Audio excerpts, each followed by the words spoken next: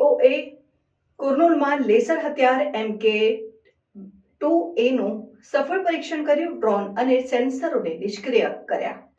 ભારતીય રક્ષણ સંશોધન અને વિકાસ સંગઠનના high energy systems and sciences centre દ્વારા 13 એપ્રિલ 2025ના રોજ આંધ્રપ્રદેશના કુર્નૂલ ખાતે laser directed energy weapon MK2A નું સફળ મેદાની પ્રદર્શન કરવામાં આવ્યું. આ 30 કિલોવોટ શક્તિ ધરાવતું વાહન પર સ્થાપિત લેસર હથિયાર છે, જે સ્થિર પાંખ ધરાવતા ડ્રોન અને સ્વાર્મ ડ્રોનને નિશાન બનાવીને તેમના સંરચનાત્મક ભાગોને નુકસાન પહોંચાડવામાં અને સર્વેલન્સ સેન્સરોને નિષ્ક્રિય કરવામાં સક્ષમ છે.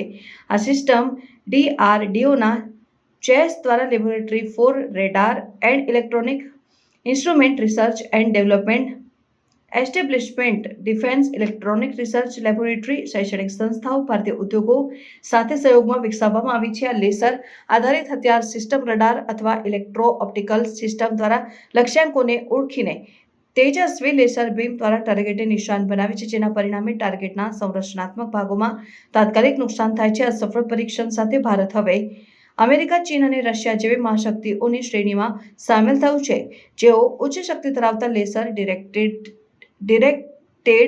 એનર્જી વેપન ટેકનોલોજી ધરાવે છે. આ ટેકનોલોજી યુદ્ધના મેદાનમાં ક્રાંતિ લાવવાની ક્ષમતા ધરાવે છે, કારણ કે તે ખર્ચાળ ગોળા બારૂદ પરની નિર્ભરતા ઘટાડે છે અને સહાયક નુકસાનની સંભાવનાઓને ઘટાડે છે. DRDOના અધ્યક્ષ સમીર વિકામતે જણાવ્યું હતું કે આ ટેકનોલોજીનો વિકાસ માત્ર શરૂઆત છે. અમે high energy microwaves, electromagnetic pulse જેવી અન્ય ઉચ્ચ ઉર્જા સિસ્ટમ પર કામ કરી રહ્યા છે, જે સ્ટાર વોર્સ જેવી ક્ષમતાઓ પ્રદાન કરશે. અને આ પ્રકારની ટેકનોલોજી ભવિષ્યમાં પરંપરાગત હથિયારો અને મિસાઇલ ડિફેન્સ સિસ્ટમ્સને બદલવાની ક્ષમતા ધરાવે છે.